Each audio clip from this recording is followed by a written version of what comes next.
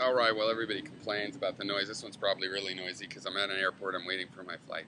I, I hate flying, and yeah, I think it might go down, but I don't even care about that. I always thought that's fun. Plane goes down, I'm riding it out. Woo, we'll see how that works. When I was 8 years old, I flew alone from San Francisco to Frankfurt, Germany, and I loved it. But flying has become one of the most of our dehumanizing institutions. I mean, you have to take off your shoes. Why? Because some psycho nut made a shoe bomb.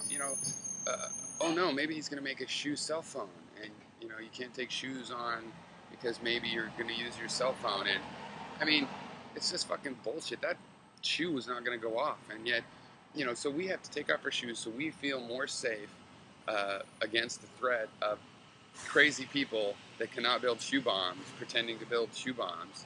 And I wear flip flops a lot of the time. That's what we wear in Hawaii. We call them slippers. And a bomb is not going to fit in my fucking slipper. And and plus now they've got all the fees. Fine, so there's a fee for your bag. Yeah, well that's fine, except for maybe you get a boarding pass, maybe your bag is checked, maybe you have to recheck it. Maybe I'm out of cash, and if ever my credit card doesn't run and I can't pay, my bag's gonna be left. Just a million little things you can forget or misplace, and you can't fly. And they just treat you so poorly. Like I had a ticket one time for my daughter to go somewhere, and then she couldn't go, and we can never use that. You can't give that to another person. Why? Why can't I transfer that ticket? I understand. Oh, we don't want to just. You used to be able to give somebody the ticket and they'd get on the plane. I mean, you could in front of the airport. Here's the ticket. You go, and that's what a ticket means. It's like here's the ticket to a concert. You go, and it's like okay, well we can't do that because we want to have their IDs. So, 24 hour in advance, register the ticket with another name. They show up with their ID. Why not? Oh, because they just want to take advantage.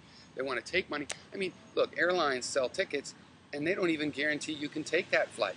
You show up to that flight, and they're like, oh, well, we sold more tickets than there actually are seats, and sorry, who knew you guys were going to show up after paying $1,000? We thought, no. I mean, there's no guarantee. You can be, uh, flying down to take a cruise. You miss that flight? Well, fuck you. Nobody, tough luck. So what? You're out $5,000. That's sort of your problem.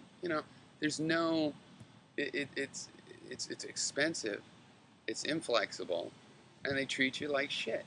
And then I'm listening all the time to the threat warning has been elevated. Elevated from what? From what it's always been ever since the threat warning system was invented? How does that elevate it exactly? It's elevated to the normal state, which is panic. Yeah, I mean, it's just I hate flying now, and it's just so dehumanizing. It's a perfect example of an expensive product in a business that doesn't get to give you any particular service. Of course, the planes are crowded. Now, I understand that they've stuffed more seats in. That's making it cheaper for everybody. If everybody had the same space that they have in first class, then it all costs the price of first class. Fine, I don't want that. But you know what? I think even with the limited space, I'm 6'1", but I could fit in a fairly limited space, but it's just uncomfortable. I need support for my feet or something, so when I'm sleeping, I don't slip out. And it's just, this all makes it more, basically, somebody needs to convince Honda to start building at least the interior of the planes. We can get some of that Japanese ergonomic genius to work because, I think they could probably give you like 1 cubic foot of space and you'd feel all comfortable because it would be the exact cubic. Well, a cubic foot probably wouldn't work, but a little hyperbolic there. But anyway, with a very little space, if it's just the right space you need, then that could be fine. But they don't care. They don't care if you're comfortable. It's to the point where the lack of comfort on planes is a medical problem.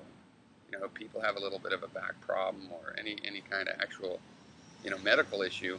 This is you know, flying is this huge burden on your body at this point. It's just, we have to do something about this, and nothing is going to be done. And it doesn't make it better that it's so easy to panic the people of the world, especially it seems like the Americans are just, oh, it's so scary. and your shoes have to come off.